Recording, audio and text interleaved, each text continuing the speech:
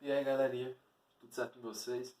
Bem, esse assunto aqui, ele é muito mais teórico, então não tem tanta coisa para explicar assim. Eu vou explicar pontos que eu acho que são mais importantes, que são básicos, e, e o restante eu quero que vocês dêem uma aprofundada depois em casa. Pois é, como é uma parte muito teórica, então não adianta ficar falando aqui, vocês vão ter que aprender mais na raça, né?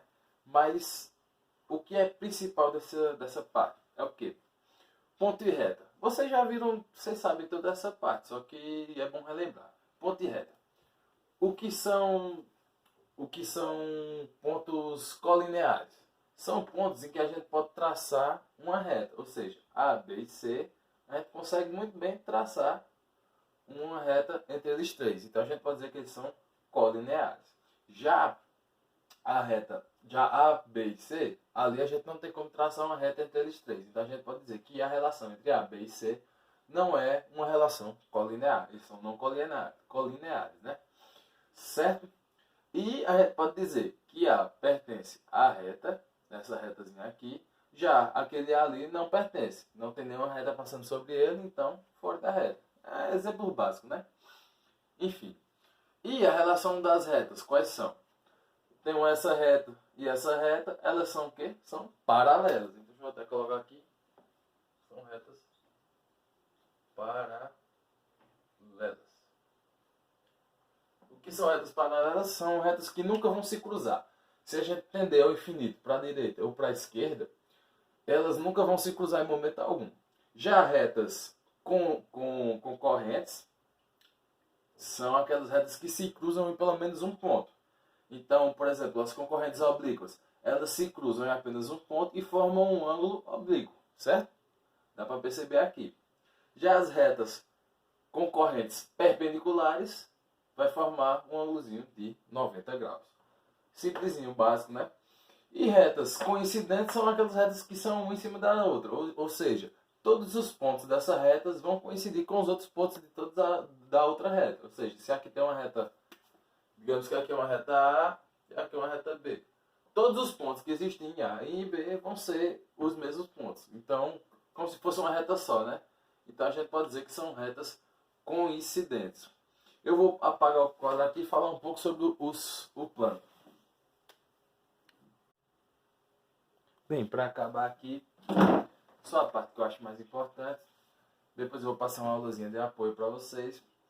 Em relação aos planos, vão existir planos paralelos também, ou seja, aqui tem um plano, aqui tem outro plano, e planos perpendiculares, são aqueles que se cruzam. E, por exemplo, em relação às retas no plano, essas duas retas não estão no mesmo plano, então a gente pode chamar que são retas coplanares.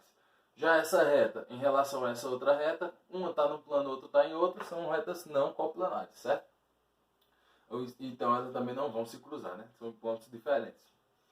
E em relação às distâncias, vai ter distância entre ponto e uma reta, entre duas retas, entre um plano e outro. A gente pode dizer aqui que tem uma distância, né? Para calcular isso, vai ser bem simples. Se ele pedir a distância de um plano e outro, você vai ter que levar em consideração o quê? X e Y. Então, que são o quê? São as coordenadas, são o posicionamento. Eu vou levar em consideração o quê? Por exemplo, na altura, eu vou levar em consideração as coordenadas Y. Se esse plano ele diz que está, digamos, aqui é X e aqui é Y, né? Digamos que está na posição 0 em X e 7 em Y. E esse segundo plano está 0 em X e 0 em Y. O que é que ele pode perguntar? Qual a distância entre os planos em tal eixo? Ele vai dizer, entre o eixo X não há uma distância. Agora, entre o eixo Y, é perceptível que há uma distância de 7. Então, você tem que sempre prestar atenção, levando em consideração sempre as coordenadas, o posicionamento de cada coisa.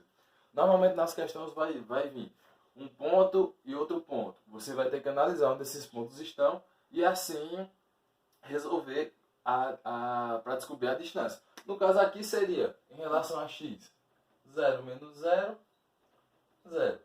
E em y, 7 menos 0 dá 7. Então seria 7 no caso pode ser centímetros, pode ser metros, enfim, no que ele dá na questão, 7 centímetros a distância entre um plano e outro. Certo, galera? Valeu!